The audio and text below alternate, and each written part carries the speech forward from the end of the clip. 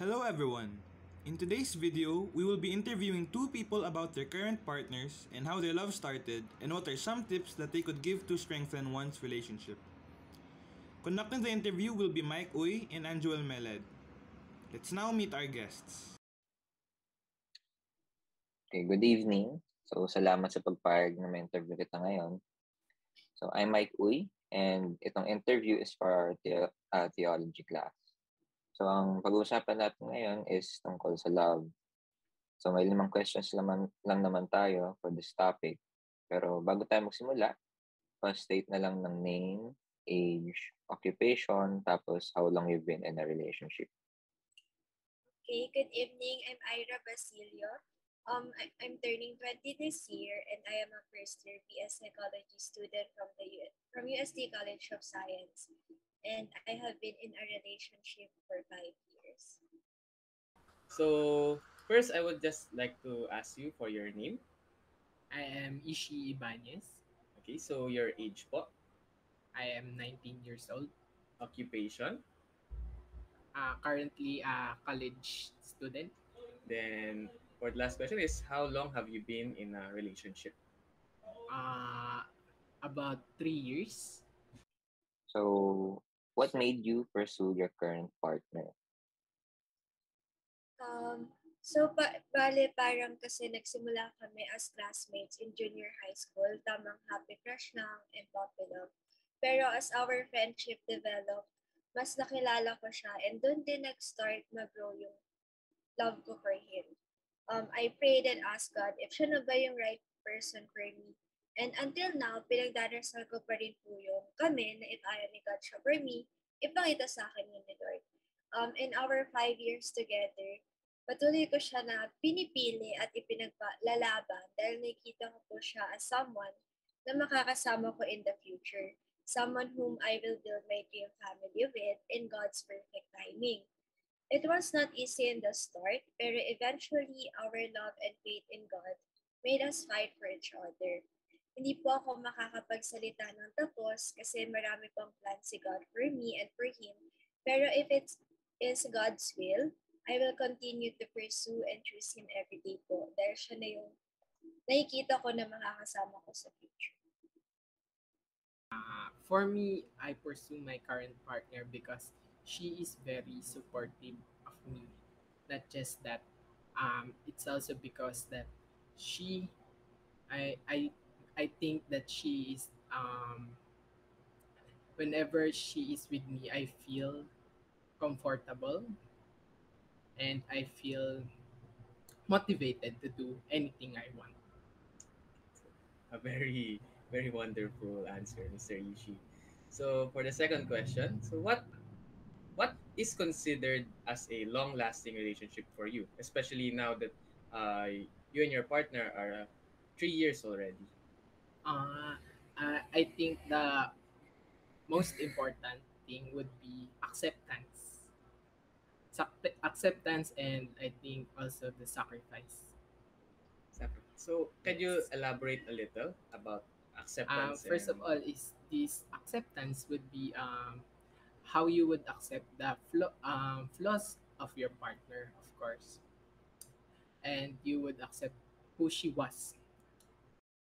Since I am just in a 5-year relationship po, marami pa po kaming pagdadaanan hanggang umabot kami sa pang-lifetime.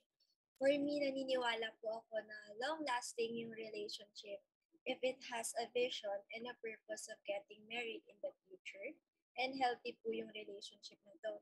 In this way, hindi lang magiging basta-basta yung treatment natin sa partner natin and we will be willing enough to go through everything with that person. Magtatagal ito pang habang buhay kasi kasama si God sa journey, not only in the married life, pero doon din sa simula ng relationship natin or relationship nung yun, nung partner. so for the third questions, how do you deal with fights or disputes in a relationship? Mm, One thing would be what I especially do is that I admit my mistakes and also I explain my situation and uh, I explain my situation to her properly and the most important thing would be uh, probably the communication with each other. And so I do agree, you know. So it's very important that you share your feelings to your partner, especially Yes. every day. No, you don't. They don't. She or maybe you don't know what's happening, you know, in their everyday life. So it's very important that you share your experiences and feelings to each other. I can say na most of the time nakakapagod po talaga. Especially if nafe-feel natin na parang ikaw lang yung nakikipag-ayos or dumadating ka na sa point na stop na lang yung relationship kasi hindi na rin naman mentally and emotionally healthy. Pero since we love the person, sometimes I try to open things up to him. Hindi palagi kasi other times would be the spaces na ibibigay ko sa kanya for him to cool down. So I deal with fights and misunderstandings by being patient talaga. Ako na yung magpapakumbaba. Pero kasi kailangan balance. Basta lang may magpapakumbaba kasi kung hindi, mas lalala lang. So, tatanungin ko siya kung okay ba na pag-usapan, then pag-uusapan. Pero if sinabi niyang hindi at triggered pa rin siya, bibigyan ko muna siya ng time, then tsaka namin pag-uusapan kapag kalmado na. So, sa ganitong paraan, nalalesen yung possibilities na makasakit pa through words na we don't mean to say naman kung hindi naman kami galit. Okay. So, sa move on tayo sa questions natin. What are some tips to keep one's relationship strong? So, mga tips mo. Personally, need po talaga for me is individually secured ka and ready ka na to enter a relationship talaga before entering one. May iba't ibang phases and situations po yung mga relationships. Pero siguro for me, dapat matuto tayo una magtiwala. Kasi maraming instances na hindi natin nakakasama, nakikita, nakakausap yung partner natin. And that would be stressful din at magsisimula ng away kung lagi tayong may issue sa kanila, sa mga ginagawa nila, at nakakasalamuha nila. Siyempre, in return, need natin i-earn yung trust ng partner natin. Kasama na rin po dito yung assurance. Kasi syempre, if magtitiwala tayo, dapat talagang katiwala naman din yung partner natin. Dito na rin papasok yung open communication. Nakakatulong po talaga para yung mga maliliit na problema na pag-uusapan at hindi na lumalaki. Isa rin yung reciprocation. Minsan kasi, hindi porket mahal natin yung tao na ipapakita na natin sa kanila na love natin sila. Bali, it's better to exert effort din or any other way na comfortable tayo to make them feel na we love them. Importante rin yung encouragement and support sa isa't isa. Bali, we support and encourage each other to achieve our goals and be the best version of ourselves. Lastly, yung adjustment, understanding, and respect. Yun po yung ilan sa mga natutunan talaga namin during senior high school and college. Kasi may iba't ibang schedules, tas ibang universities. Bale, nag-adjust kami sa mga ACADS and schedules ng isa't isa.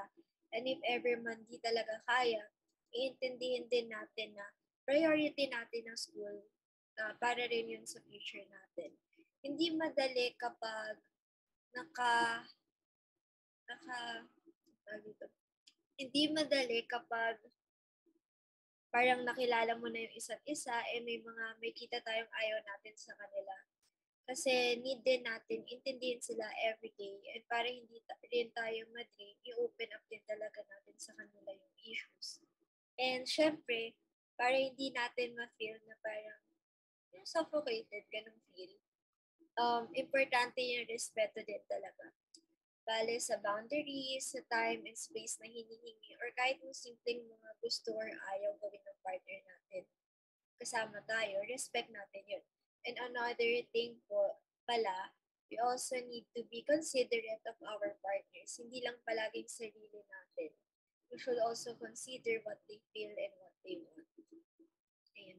Just like what I said before, first of all would be acceptance, and the key to a good relationship would be also communication, and after that would be you should give time to her, and you should also support what she would do for you and what she would do for herself.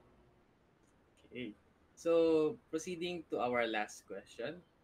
Do you think that putting God in the center of your relationship helps in strengthening your relationship? Um, that is one thing that I am not sure because we seldom talk about that kind of thing between our relationship. Yes po, naniniwala po ako na tumagal po kami ng partner ko dahil si God yung foundation ng relationship namin. And that way, siya po yung nagiging source ng strength and love namin sa isa't isa. Mahirap din po kasi nung pumasok sa relationship na hindi ka buo. So, throughout the years, si God yung bumubuo sa amin individually. May time na nag-break kami because of insecurities and lack of trust. Pero nagkabalikan din po kami after almost a year. And that time, masasabi ko po na better version, but at the same time, growing pa rin individually in God's love. To be honest, long process and journey po. Hanggang ngayon, may challenges pa na binibigay si Lord and for sure sa mga susunod pa ng mga taon. Pero naniniwala naman kami ng partner ko na basta will ni God para sa amin, He will sustain us. And si Lord magsasabi kung kami ba talaga para sa isa't isa hanggang sa dulo. Ngayon, bale sa pagdepende namin kay Lord and pag-set aside sa mga gusto lang ng mga sarili namin, mas tumitibay po yung relationship namin. Ayan. Okay. So, maganda yung mga sagot mo, no? So, thank you for your time. So, yun na yung last question. So, tapos na yung interview natin. And, yun lang. Thank you. Thank you for the time, Mr. Ishi Ibanez. I really appreciate it. Besides your busy schedule, you're able to conduct this small meeting with me.